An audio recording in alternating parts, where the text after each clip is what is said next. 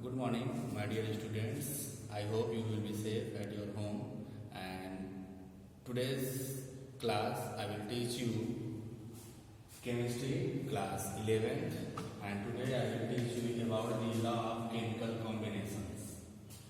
प्यारे बच्चों, आज आपको चैप्टर फर्स्ट और बेसिक कॉन्सेप्ट्स में लॉ ऑफ केमिकल कॉम्बिनेशन क्या होता है इसके बारे में मैं आपको बताऊंगा।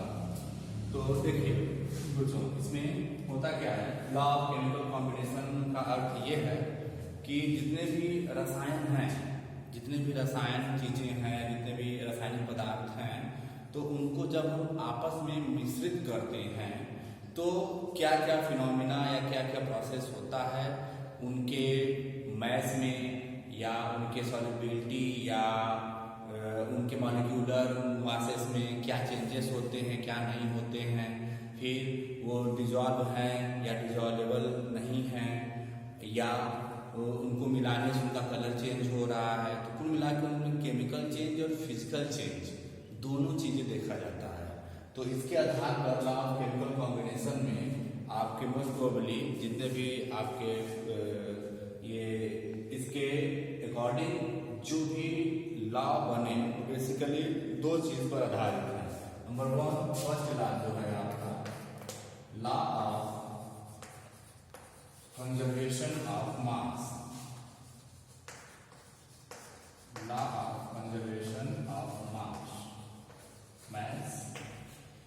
इसका अर्थ यह है कि कोई भी रासायनिक अभिक्रिया में जो मैस होता है, मीन्स किसी भी सब्सटेंस का मैस मीन्स द्रव्यमान, वो चेंज नहीं होता है, वो संरक्षित रहता है। ठीक है। लॉ ऑफ कंजर्वेशन ऑफ मास में कहने का अर्थ है कि इसमें उस सब्सटेंस का मास या उस यौगिक या कंपाउंड का मास वेरी नहीं करता है, वो सेम रहता है before reaction and after reaction. Okay guys, इसमें बेसिकली जैसे आप समझ लीजिए, जैसे मान लीजिए इसमें हमने कोई भी दो रिएक्टेंट लिए, for example P and Q, ये दोनों हमारे रिएक्टेंट हो गए, इनको रिएक्टेंट्स कहते हैं, इन हिंदी इसे अभिकर्मक कहेंगे। और इनको लेने के बाद यदि हमारा यहाँ पर प्रोडक्ट बनता है, जैसे मान लीजिए R and S, suppose that, इन्हें हम प्रोडक्ट्स बोलेंगे, जिन्हें हम उत्पाद कहते हैं हिंदी में। क्या चीज हमें बना, तो यदि हम P और Q दो कोई रिएक्टेंट्स लेते हैं विकर्मक और इनका आपस में संयोग कराने से हमें कोई प्रोडक्ट मिलता है R और S, तो इसमें हमें क्या चीज इस लॉ से क्या हासिल होता है कि इस लॉ से हमें दोनों तरफ का, सपोज करिए अगर दोनों P और Q आपके दोनों मिला के मान लीजिए 10 ग्राम P है और 5 ग्राम आपका Q है, होल मैस कितना हो गया, होल आपका हो गया टोटल मिला के 15 ग्राम। तो यहाँ पर यदि R और S में जो भी मिलेगा, तो मान लीजिए 7 ग्राम R मिला और 8 ग्राम S मिला, तो ये भी दोनों का होल मिला के 15 ग्राम ही रहेगा। मीन्स अभिक्रिया रिएक्शन तो होगी लेकिन इसमें कोई बदलाव नहीं होगा। तो ये जनरल एक सिंपल सा एग्जांपल था। अब इसकी डिफिनेशन नेक्स्ट कैसे लिखेंगे अकॉर्डिंग टू दिस लॉ, क्या डिफिनेशन होगी वो हम देखते हैं। बेटा इसे पहले समझ लीजिए।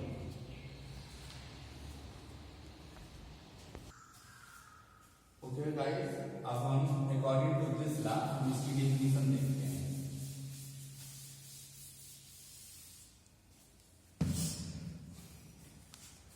देखिए, law of conservation of mass के अनुसार according to this law,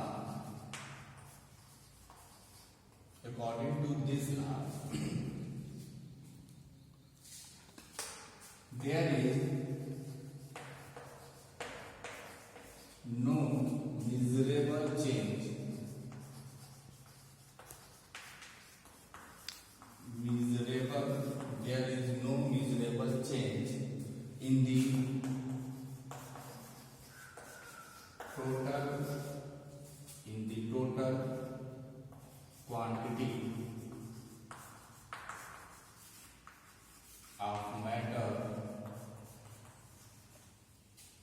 According to this law, there is no measurable change in the total quantity of matter present in a system. Present in a system. Present in a system when it undergoes. When it undergoes a chemically or physically change. Chemically or physically change.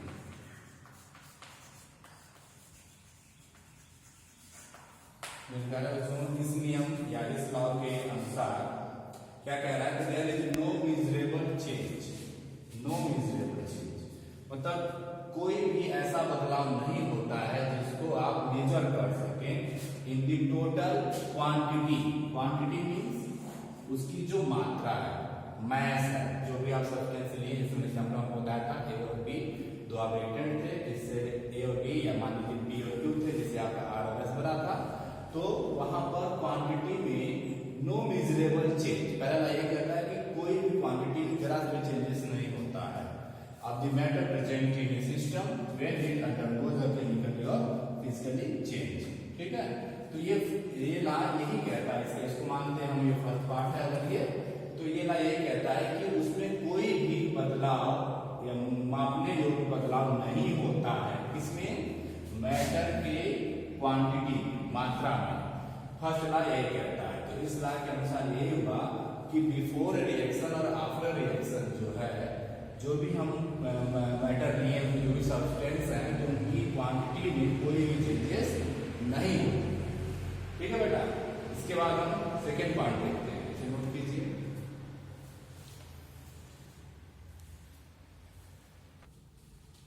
Okay guys, अब इसका हम एक part हो गया. Second part देखते हैं. इसी definition इसी लॉ के अनुसार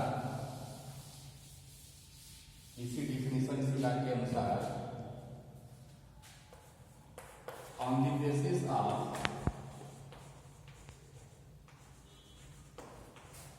basis of this law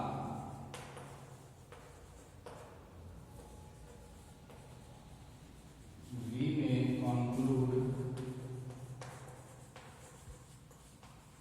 for a chemical reaction as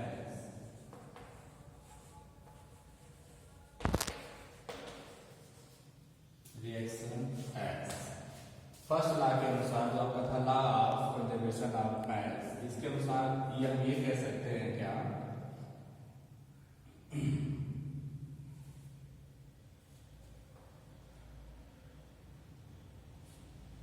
the total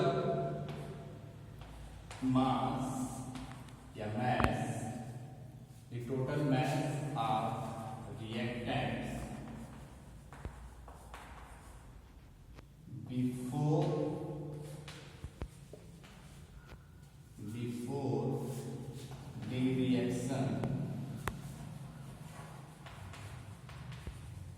before the reaction is equal to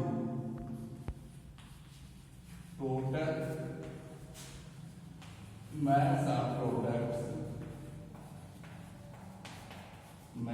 products after the reaction.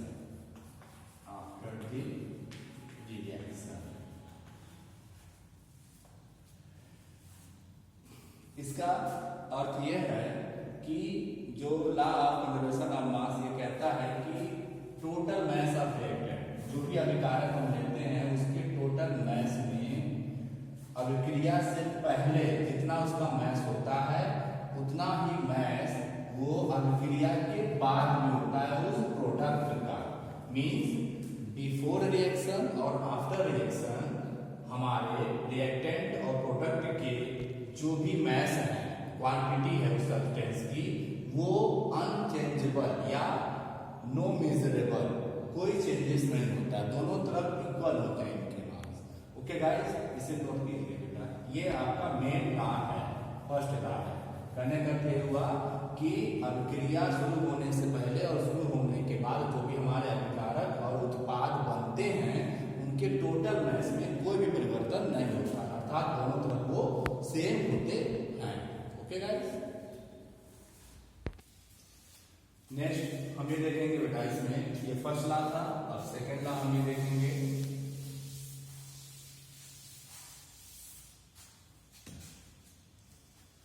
Second law है आपका इसी में law of constant proportion. Law of constant proportion, इस law को समझने के लिए एक हम एग्जांपल से समझते हैं। जैसे मान लीजिए आपके पास, और इसको समझने के लिए पहले एक एग्जांपल लेते हैं। मान लीजिए हमारे पास एक कंपाउंड है और कंपाउंड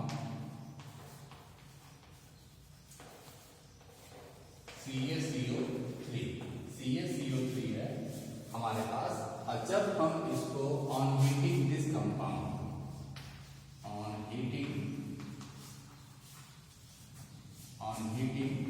कैल्शियम कार्बोनेट, जब हम इसे हीट करेंगे तो मीन्स मान लीजिए हमारा रिएक्टेंट है CaCO3, हम इसे हीट कर रहे हैं, this is the symbol of heat, triangle CaCO3। तो ये हमारा CaO प्लस CO2, यह देखिए ये हमारा रिएक्टेंट है, और ये हमारे प्रोडक्ट है।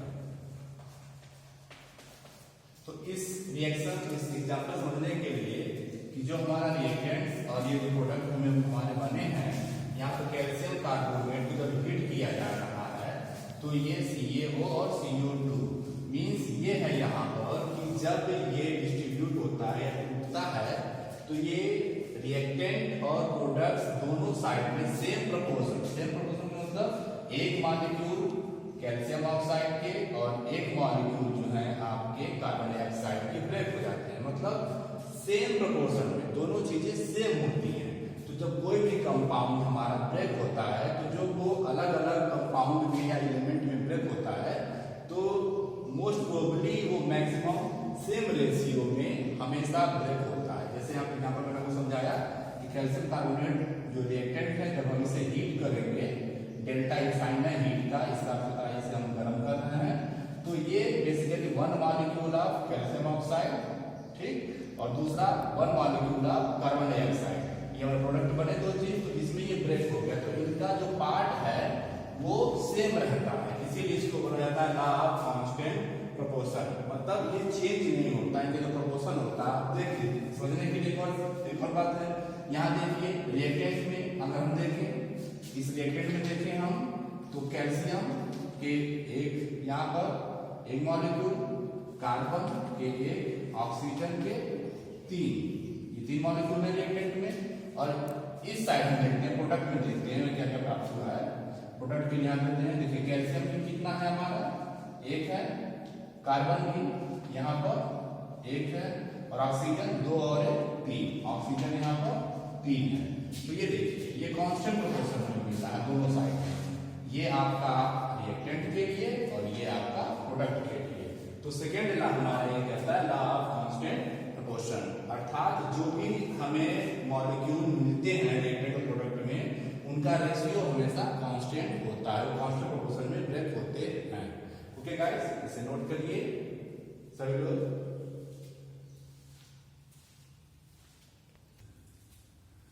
तो मेरे प्यारे बच्चों, मैं उम्मीद करता हूँ कि आज आपको जो मैंने पढ़ाया लॉ ऑफ केमिकल कॉम्बिनेशन, जिसमें मैंने आपको दो लॉ बताया, फर्स्ट लॉ था लॉ ऑफ कंजर्वेशन ऑफ मास और सेकेंड आपका था लॉ ऑफ कांस्टेंट प्रोपोर्शन।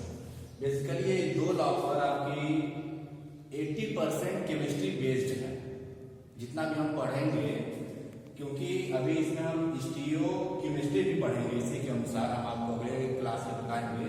तो मैं उम्मीद करता हूँ कि आपको दोनों लॉ अच्छे से समझ आया होगा।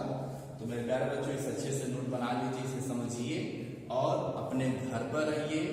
इस महामारी जो कोविड-19 कोरोना वायरस का प्रकोप पूरे विश्व में फैला है, इससे बचने का एक ही तरीका है कि जो गवर्नमेंट गाइडलाइन बनाई है उसको हम फॉलो करें, घर पर रहें, सेफ रहें और बाहर निकले तो मास्क का प्रयोग करें। I hope you will thanks for watching my this class. Thank you.